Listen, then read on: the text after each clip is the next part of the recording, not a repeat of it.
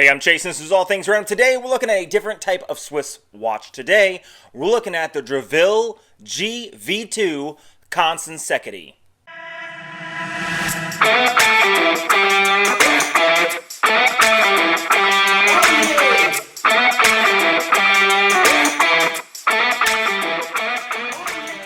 Now, before we hop into the video, hit the subscribe button, leave a comment down below of the content you guys would like to see on this channel. Now, let's flip the camera around, hop directly into the review. Now, today on the table, I have a Dreville GV2 Consensecity. Now, I never really heard that much about this watch brand, but I got this at a great deal. And you know what? I have decided that I'm probably going to start an online watch store and sell the watches that I review, and this is probably going to be the first one. So let's dive into this watch. The outside watch box is nothing that you wouldn't see on anything else. It's sort of like a cardboard box with a textured finishing. Inside you have a warranty card, international warranty card.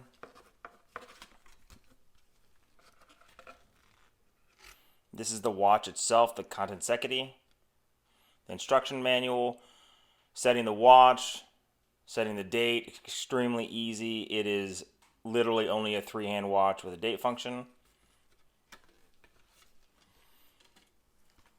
The box itself is very good quality. I'm actually a fan of the way, this box looks. It's very unique in its design. And here is the watch. Again, this is the Dreville GV2 Consensecity. So this collection right here provides watch aficionados and sports enthusiasts with an unprecedented variety of ways to measure and calculate time. In fact, if you just look at all the different rotating bezels on it, it gives you so many different options to calculate time. This is a big, bold 47mm three-hand configuration that features dramatic multi-scale dials with two rotating bezels that facilitate a variety of calculations that would be next to impossible with a conventional timepiece. The bezel is 120 clicks, and they are hard clicks. If you just listen to it, they are solid, and you can feel them go right into alignment. The crown here at the 8 o'clock position does rotate precisely an internal chapter ring that gives another scale for timing. Now, I will tell you this, the action on the inner chapter ring is very smooth, and I'll tell you what, it is smooth and satisfying. When I first got this watch, I just wanted to sit here and play with it because of how smooth it really is. It's smooth and precise, which is what you'd expect, because if you look inside, there are extremely small second indicators right on the inside. Now, the dial is covered in a flat piece of sapphire crystal.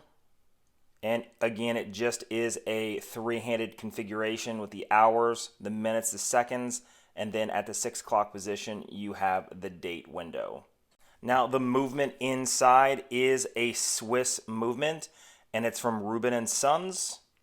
And the action is actually pretty nice. It is a 21 joule.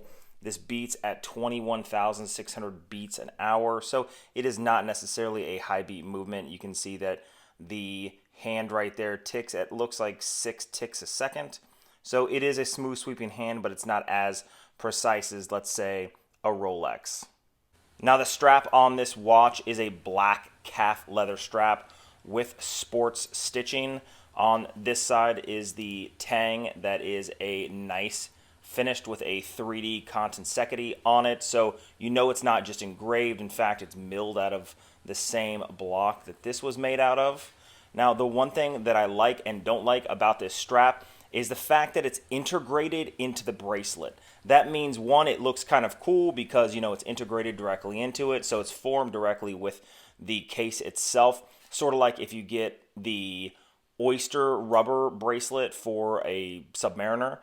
However, the thing is that when it comes to these leather straps, I know because over time when I wore my Hamilton khaki Big Pilot, I wore it all the time. So the leather strap wore out every 6 months to every year. So if you wear this a lot, if this is your main watch, then this could wear out, and then you have to get these either directly from the manufacturer if you want the same one, or you're going to have to find a similar replacement. So it's going to be pretty hard to find. Now, the case finishing on this is a brushed finish. It's actually quite nice, but you can see that this watch sits up quite high. It does have pretty high dimensions on it for this watch, and it is, again, 47 millimeters. So my recommendation, if you like a watch like this, something with a lot of function. It's funny because it's a very simple watch because it only has 3 hands. However, it offers a lot of functionality. I'm not a timing person. I didn't get this because I'm a race car driver and I need to time a lot of things. I got this because I thought it looked cool. I thought I got a good deal. And I thought this would be a pretty cool watch to put up on a website once it's done. Now let's talk about the history of DeVille watches. Again, I had no idea what the history was. I had never really heard of them. Now the company's origins date back to the mid-18th century with the founder, last name DeVille, a gifted Swiss watchmaker who was the founder inspiration of the brand. However, today, DeVille is owned by a Swiss businessman, Samuel Friedman, who lifted the brand to its current heights, which again, to me, I had never really even heard of. Now in 1995 at the Basel Fair, now they launched a new series of watches, and since then they've been trying to make their way back to a height of recognition. Now they do have high-end pieces that cost a pretty penny. They also have the GV2 series, which are a little more obtainable when it comes to the average citizen who's not looking to spend thousands and thousands and thousands and thousands of dollars. Let's put it on the wrist. Here's the watch on my 7.25-inch wrist. You can see it does wear a little large. However, it does have a really nice sporty look to it. Larger watches are for some people, and it's not for others. Some people, to include people with my size wrist or even 7.5-inch wrist, will choose to wear a 36 millimeter Datejust as opposed to a 40 millimeter watch. Some people love the larger watches. Comparatively, my Ballast Trafalgar is 47 millimeters also, but it doesn't sit as large as this watch. However, it's for some people, it's not for others.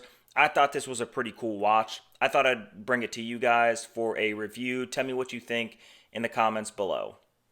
Now, if you like videos like this, hit that subscribe button again down below. Leave a comment of the content you guys would like to see next. I got some build videos coming up in the future. Also, when the municipal pools open back up, I'll do some more dive equipment reviews and underwater awesomeness to include maybe the world's smallest underwater drone. Now, hit that notification bell so you guys can be notified when I drop the next video. Until next time.